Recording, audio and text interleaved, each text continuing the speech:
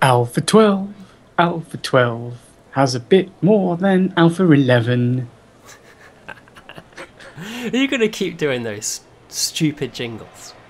Well, just trying to breathe a bit of life into your otherwise appallingly dry and tedious delivery.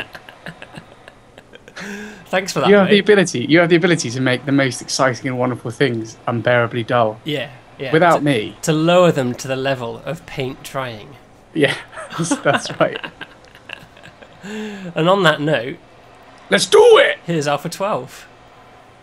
So, shall I show you some new features then? Yes. Right. Yes. I've done something interesting. I've made quite a big change actually, and I've completely changed the way that contraband is dealt with within your prison. Nice. So much so that virtually every room in the game is now a source of contraband for your prisoners. Okay? Okay. Now you'll notice that down here there is a new icon that says contraband. Right? Doesn't have an icon yet, as usual, but there is a new button, and when you click on it, you get this overlay screen. And this overlay screen tells you where all the contraband is in your prison that could be stolen. Nice. Understand? Yeah. So, the workshop, which was previously a source of virtually unlimited funds, is now also a source of saws, screwdrivers, hammers and drills for your prisoners. Zoom in a bit on that. There you go. So what's listed underneath there, tools, metal, these are properties of the item. So Why is a sword not a weapon? Well, because a screwdriver is a weapon because you can jab someone in the face with it, and a hammer's a weapon because you can hit them over the head with it. But a saw, that's a bit of a tricky weapon, don't you think? Have you seen the Texas Chainsaw Massacre? That's a chainsaw, not a saw. Oh, okay. So chainsaws. This is a wooden saw. You know, Okay. I mean, it could be used as a weapon, but for the sake of this, it's not. Okay, I see. So the kitchen as well is the source of knives, very common type of weapon. Here's the this is where all the administrative buildings are, right? All the offices. Yeah, These are yeah. sources of phones and booze and cigarettes. That's so old school. Bottle of scotch in the bottom yeah, drawer. exactly. Get Yeah, me through the day. little bit of a single malt in the bottom drawer. That's another goddamn Alanis Morissette lyric. Jesus. Is it? So there's different categories of contraband, right? There's weapons, which is obvious. They'll get them out in a fight and kill each other with them. There are tools, right? Tools tend to be found from the workshop. Also, here you go, the storage room here. You can see there's a lot of tools here as well. Yeah. They're used for escaping, right? Now I haven't put escape tunnels in yet, but this is how the prisoners will do it. They'll steal tools from one of these places and then dig escape tunnels eventually. Right. There's narcotics. You get a lot of narcotics from the medical ward. Right? Check out this list of scary items. That's good. Right? Drugs, poisons, medicines, even What's some. the difference between a drug and a medicine? Well, not a great deal, to be honest. They're just different. They're kind of different uses of the same thing. And I might shrink this down later for that very reason. Yeah. That there isn't much separation. But actually, there's a benefit to having quite a long list of different items of contraband. Yeah. Even it just provides a bit of richness. Yeah, no, sure. And I mean, there is a difference, right? There's a difference between paracetamol and heroin. The idea would be like drugs would be like methadone or something like that. Yeah. Which are meant for drug treatments and things, or even confiscated drugs. Opiates. Whereas medicine would be painkillers and morphine and things like that. Sure, yeah. And there's visitation as well. Visitation is a little unusual in that it's also a source of contraband through smuggling. So they can smuggle in cigarettes or mobile phones or whatever. All right, so how does it actually happen, right? Well, when a prisoner is in a room that has contraband that they want, right? Prisoners now want certain types of contraband.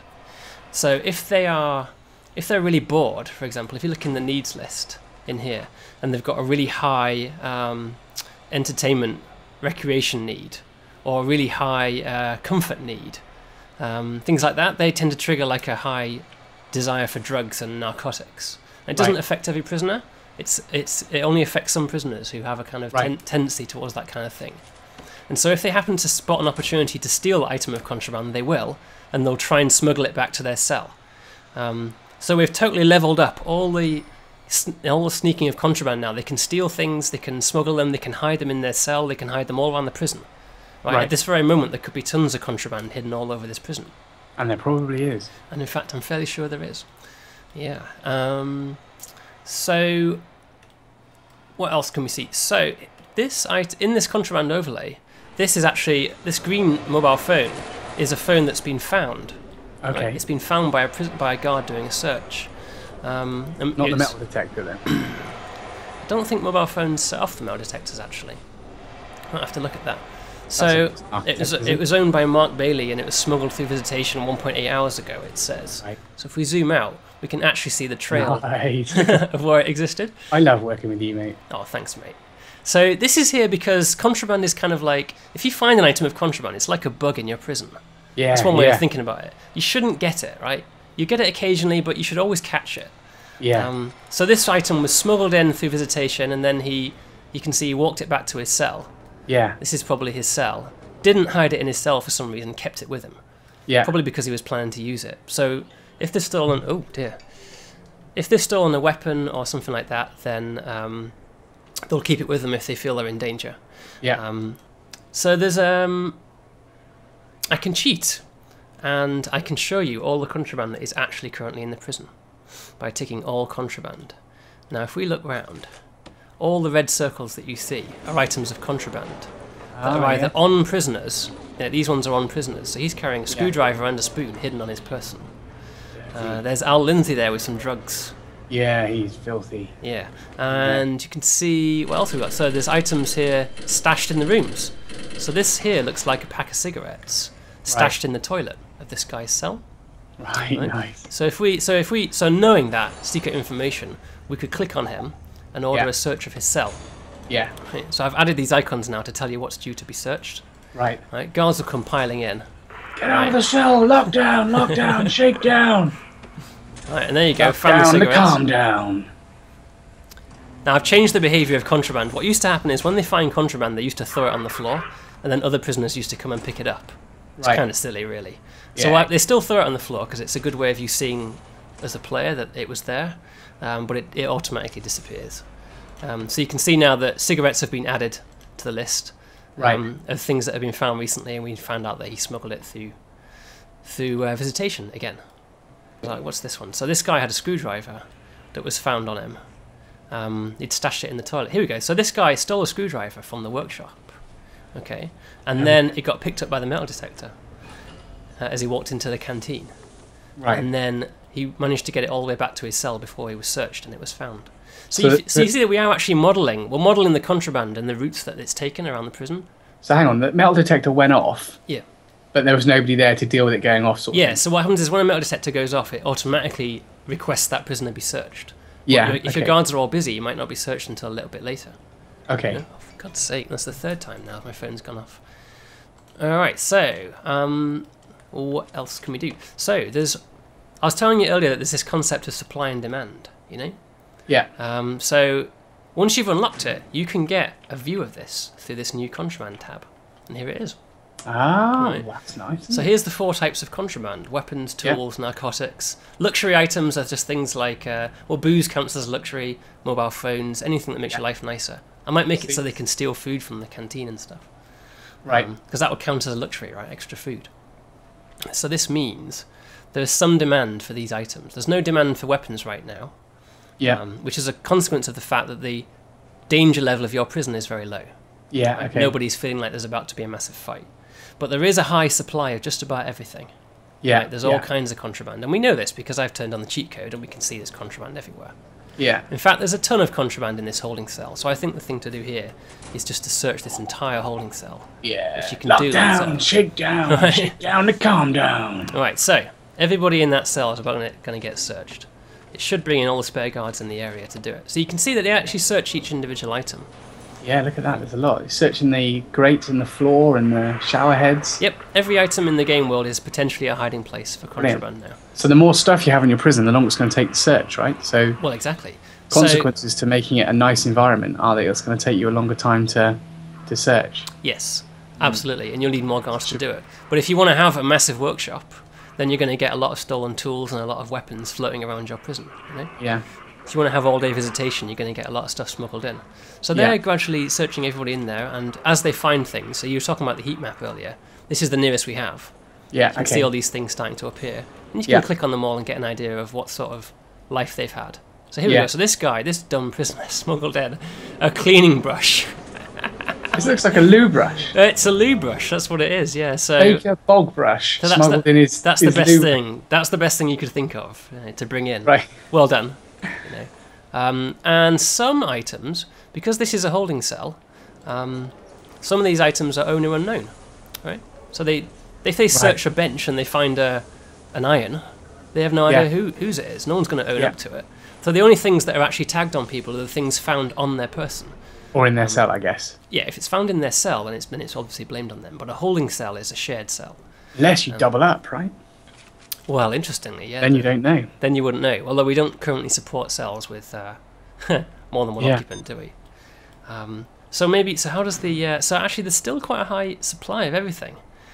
So if you decide that you've just got too much shit in your prison, then there is always the shakedown option, right? This is the global prison-wide shakedown. That's the 4th time my phone's gone off now. So I've now triggered the shakedown, and every single cell and every single prisoner in your prison will be searched again. Right? Suffice to say... Look at this computer science bar, time bar. Little progress bar. Now, the thing to realise, though, is that searching prisoners really pisses them off. Yeah. Right? As you'd expect.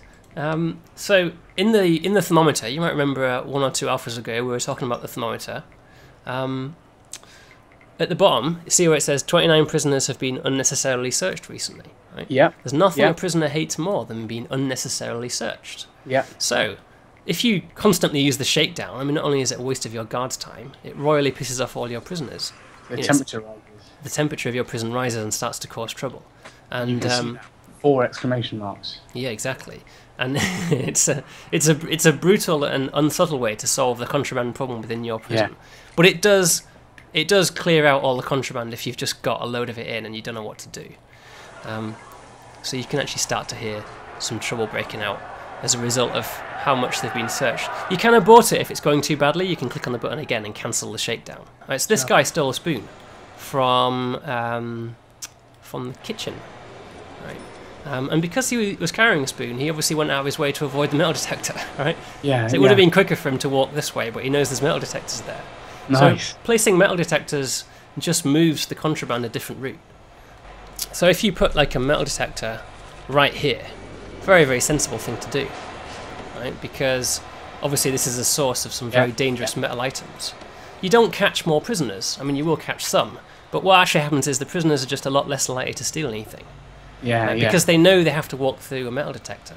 And if they know there's no way to avoid a metal detector, then they're a lot less likely to steal a metal item.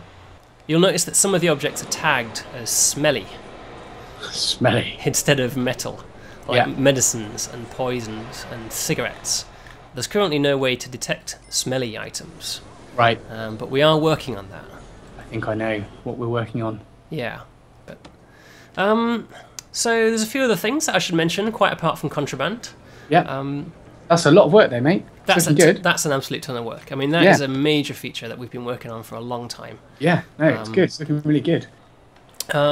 These guys that have been in solitary, probably for carrying contraband, because they've been in solitary for so long, they've got a new thing. See at the bottom of his pop-up, it says status effects suppressed. Yeah. It's all a little bit computer science at the moment. It's all a little bit Final Fantasy. But a status effect is like a temporary time-based effect on their mood.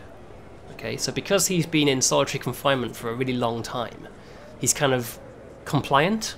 Yes, I understand. He's been beaten into compliance, effectively. Your punishment has had a sedating effect, suppression effect. Yes, and the more time he spends in there, the longer that suppressed effect will last. Right. And its immediate effects are that he'll just move a lot slower and generally be a lot more depressed. But the useful effects are that he won't cause any trouble for a long time. He's a lot less likely to cause trouble. What that actually means technically is that he's much higher on the thermometer now. Yeah, The prison has to get a lot worse before he'll consider kicking off again. So now, large punishments actually have an effect on your prisoners. Meaningful effect, yeah. And if you look under the thermometer, you can see here that it tells us in white 20 prisoners are suppressed, compliant. Yeah. So because we've handed out so many punishments recently, a lot of our prisoners are actually not affecting the danger level of your prison because they're so compliant. Right. And this is work towards a future point where you can run a right-wing hellhole with very strong punishments and really severe punishments, and thereby control your prisoners through the use of excessive force. It's a step towards that, not quite there yet. All right, that's all of our major features. That's brilliant. Yeah. Really good. Nice alpha. This is a big chunk of work that we've ticked off here with all these narcotics and things. Yeah. So I hope you enjoyed that tour around Alpha 12. If you've not already picked up an alpha, you can go to prison-architect.com and buy it from us. If you do buy it from us, you'll get a Steam key and a DRM free key and access to all of the future updates and all sorts of bits and pieces that I always forget to mention. But until next time, this is Mark and Chris signing off.